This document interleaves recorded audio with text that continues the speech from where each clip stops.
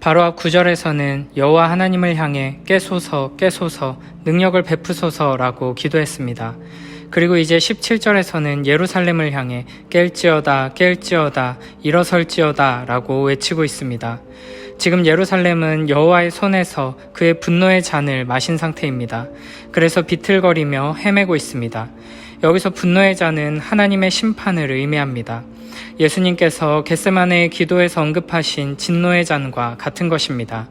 시온은 공평과 정의를 상실하여 하나님께서 내리신 진노의 잔을 받아 마시고 70년 동안 비틀거리고 뒷걸음질치며 무기력하게 살아왔습니다. 그 결과 시온에는 온갖 재앙과 기근과 고통이 가득하게 되었습니다. 그러나 이제 선지자는 예루살렘을 향해 깨어나라 일어나라 라고 명령합니다. 이미 하나님께서 내려주신 심판의 잔을 다 마시고 비웠기 때문에 이제 회복과 구원의 때가 되었기 때문에 더 이상 하나님의 심판 아래 있는 자처럼 비틀거려서는 안 된다는 것입니다. 우리는 이미 예수 그리스도의 십자가의 은혜로 심판에서 구원으로 죽음에서 생명으로 옮겨졌으면서도 여전히 하나님의 심판과 저주 아래에 있는 이 세상처럼 비틀거리고 헤매며 살아가고 있는 것은 아닌지 돌아봐야 할 것입니다.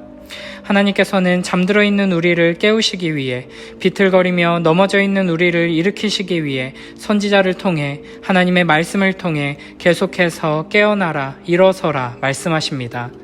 매일매일 우리에게 주시는 하나님의 말씀에 귀 기울이며 회복과 구원의 은혜를 힘입은 자다운 복된 삶으로 나아가는 우리 모두가 되길 축복합니다.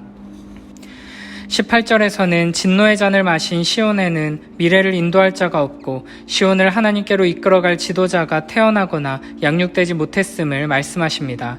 이것은 기본적으로 유다 왕국이 바벨론에게 멸망당하던 시점에 대한 말씀입니다. 진노의 잔을 마시고 비틀거리던 세대는 좋은 아이를 낳지 못해서 지도자감을 얻지 못했습니다. 그래서 기근과 칼, 이 두 가지 재앙이 닥쳤을 때 난국을 돌파할 지도자가 없어 황폐하게 되었습니다. 몰락하고 멸망하는 시온을 위해 슬퍼하거나 위로할 자마저도 없는 상태가 되었습니다. 시온의 미래를 책임질 시온의 아들들이 곤비하여 그물에 걸린 영양같이 맹수에게 찢긴 영양같이 온 거리 모퉁이에 들어 누웠습니다. 아버지 세대가 포도주를 마시고 비틀거렸는데 이 비틀거림이 아들 세대에게까지 이어진 것입니다. 이와 같은 굴욕적이고 비참한 모습은 여호와 하나님의 분노와 심판이 얼마나 무서운 것인지를 보여줍니다.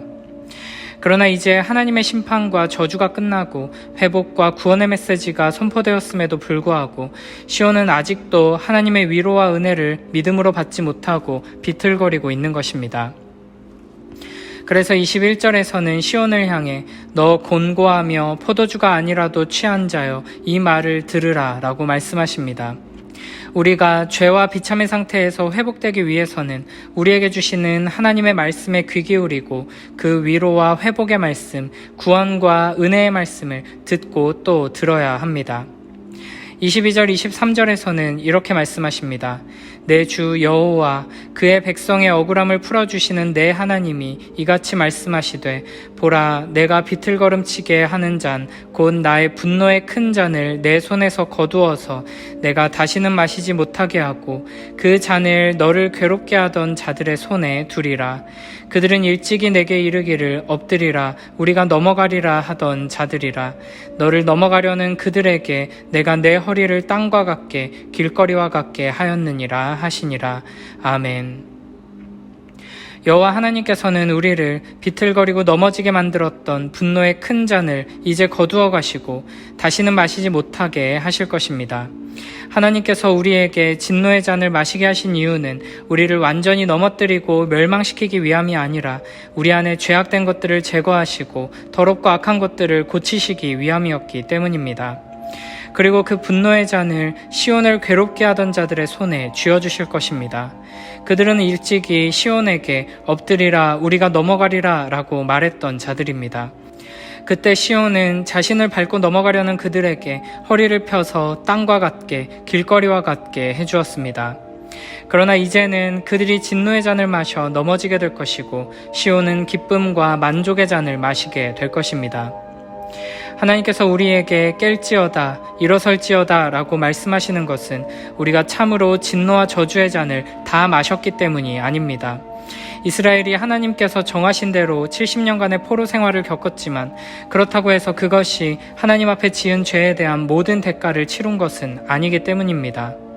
하나님께서 시온에게 그리고 우리에게 너희가 큰 잔을 다 비웠으니 이제 깨어나라 일어나라 라고 말씀하시는 것은 우리를 위해 여호와 하나님의 진노의 잔을 다 마신 우리 주 예수 그리스도의 사역에 근거하고 있습니다. 우리가 마셔야 할 그 영원한 진노의 잔을 우리 주 예수 그리스도께서 십자가 위에서 다 감당하셨기 때문에 우리는 잔이 비워졌으니 이제 일어나라는 구원과 회복의 말씀을 듣게 되는 것입니다. 이 놀라운 구원의 은혜를 기억하며 매일매일의 삶 속에서 진노의 잔이 아니라 달콤한 생명의 말씀을 먹으며 예수 그리스도의 살과 피를 먹고 마시며 복된 삶으로 나아가는 우리 모두가 되길 축복합니다. 52장 1절 2절에서는 시온을 향한 우리를 향한 구체적인 명령의 말씀이 등장합니다. 시온이여 깰지어다 깰지어다 내 힘을 낼지어다 거룩한 성 예루살렘이여 내 아름다운 옷을 입을지어다 이제부터 할례받지 아니한 자와 부정한 자가 다시는 내게로 들어옴이 없을 것임이라 너는 티끌을 털어버릴지어다 예루살렘이여 일어나 앉을지어다 사로잡힌 딸 시온이여 내 목의 줄을 스스로 풀지어다. 아멘. 하나님께서 우리를 향한 구원과 회복의 말씀을 선포하셨고 전능하신 하나님께서 이 모든 것을 행하시니 우리는 가만히 있으면 되는 것이 아닌가 생각하기 쉽습니다. 그러나 하나님께서는 분명하게 우리가 행해야 할 것들에 대해 명령하십니다. 1절 2절에서는 7개의 명령이 등장합니다. 깨어나라 깨어나라 힘을 내라 아름다운 옷을 입어라 티끌을 털어버려라 일어나 앉을지어다 내 목의 줄을 스스로 풀지어다. 하나님께서는 잠든 우리의 영혼을 깨우시기 위해 계속해서 하나님의 말씀을 들려주십니다. 그러므로 우리는 이 말씀을 굳게 붙들고 스스로 깨어나기 위해 부단히 노력해야 마땅합니다.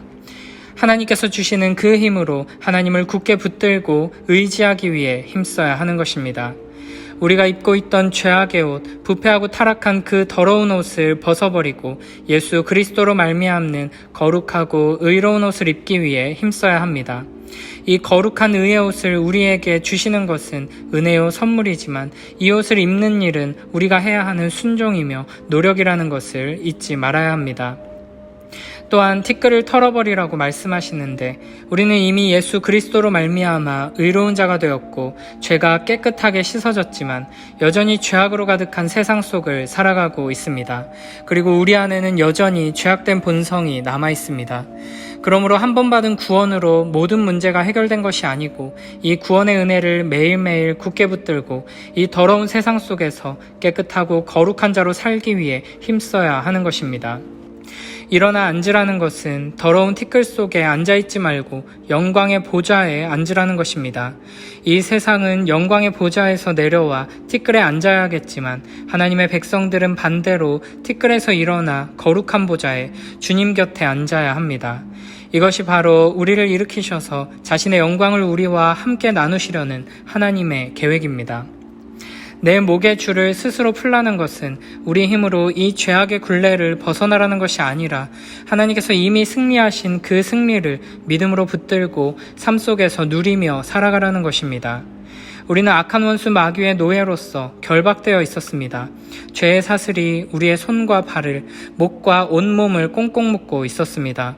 그러나 우리 주 예수 그리스도의 구원의 은혜로 말미암아 이 모든 결박이 끊어졌습니다. 우리는 자유케 되었습니다. 모든 자물쇠가 다 끊어졌으므로 우리는 우리 몸을 휘감고 있는 사슬들을 풀어버리기만 하면 됩니다. 그러나 어떤 이들은 구원의 은혜에 감사하며 승리를 찬양하면서도 여전히 무거운 쇠사슬을 온몸에 칭칭 감은 채 살아갑니다. 이미 주께서 승리하셨고 우리를 자유케 하셨으니 우리는 우리 목에 남아있는 줄을 스스로 풀어서 버리기만 하면 됩니다. 이렇게 하나님께서 우리에게 주시는 구원은 하나님께서 하시는 일이고 하나님의 은혜이며 선물입니다. 그러나 이 구원의 은혜에 합당한 반응은 하나님께서 주시는 힘과 능력으로 순종하며 거룩한 삶을 위해 힘써 노력하는 모습입니다. 입술로만 감사하고 예배 시간에만 찬양하는 자에게는 참된 구원의 능력이 드러날 수 없습니다. 우리는 이미 자물쇠가 다 풀리고 그 힘을 잃어버린 사슬을 여전히 온몸에 칭칭 감고 자유롭고 기쁘다고 입술로만 노래하는 어리석은 자가 되어서는 안 됩니다. 하나님께서 우리에게 주시는 힘과 능력을 의지해 매일매일의 삶 속에서 깨어나고 아름다운 옷을 입고 티끌을 털어버리기 위해 힘쓰며 노력하는 복된 우리 모두가 되길 축복합니다. 3절부터 6절에서는 하나님께서 이스라엘을 값주고 판 것이 아니라고 말씀하십니다.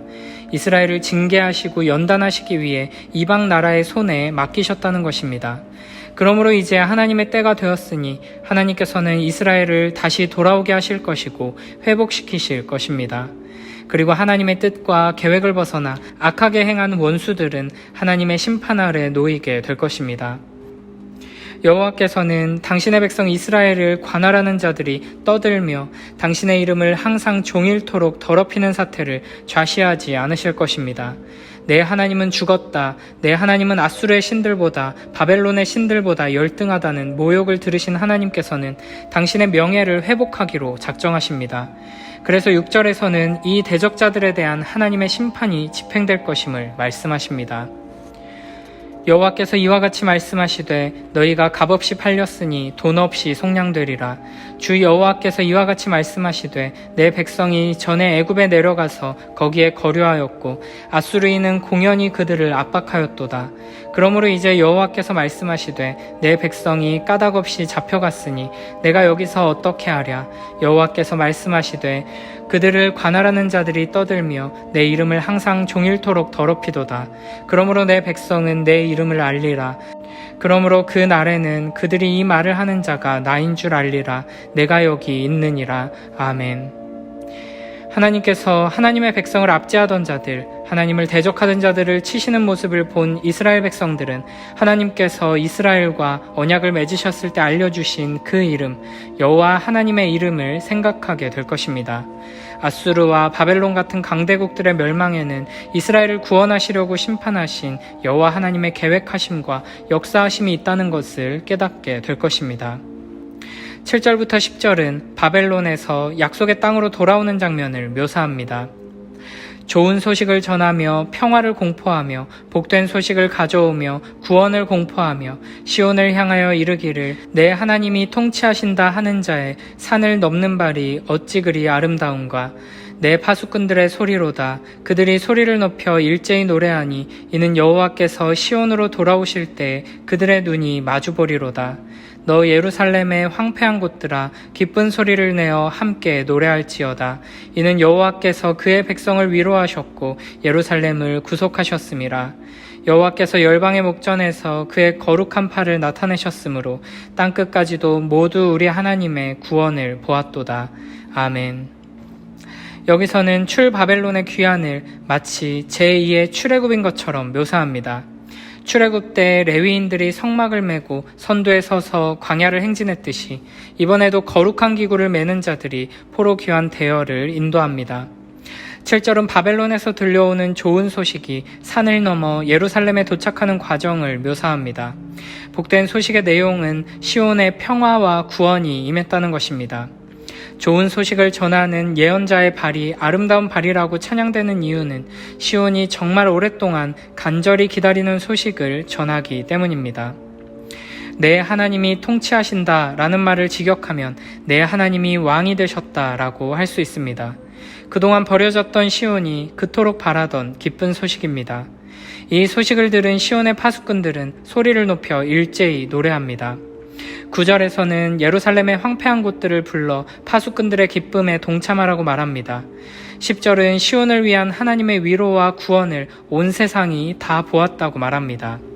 11절, 12절에서는 이 기쁜 소식을 듣고 경험하는 자들이 어떻게 찬양하며 기뻐해야 하는지에 대해 말씀하십니다. 너희는 떠날지어다 떠날지어다 거기서 나오고 부정한 것을 만지지 말지어다 그 가운데에서 나올지어다 여호와의 기구를 매는 자들이여 스스로 정결하게 할지어다 여호와께서 너희 앞에서 행하시며 이스라엘의 하나님이 너희 뒤에서 호위하시리니 너희가 황급히 나오지 아니하며 도망하듯 다니지 아니하리라. 아멘. 이처럼 여호와 하나님께서는 우리를 호위하시며 우리가 담대하게 당당하게 하나님 나라를 향해 나아갈 수 있도록 하기 위해 우리와 함께 하시고 우리를 구원하십니다. 그러므로 우리는 하나님의 인도하심을 따라 이 세상을 떠나 하나님 나라를 향한 걸음을 걸어가야 할 것입니다. 부정한 것을 만지지 말고 하나님의 거룩한 백성다운 삶을 살아가며 이 세상에 휩쓸리거나 섞이지 말고 거룩한 삶, 정결한 삶을 살아야 할 것입니다. 여호와의 거룩한 궤를 짊어진 자답게 우리 주 예수 그리스도의 거룩하신 이름을 소유한 자들답게 이 세상에서 구별된 삶으로 정결한 삶으로 하나님 나라를 향해 나아가는 복된 우리 모두가 되길 축복합니다.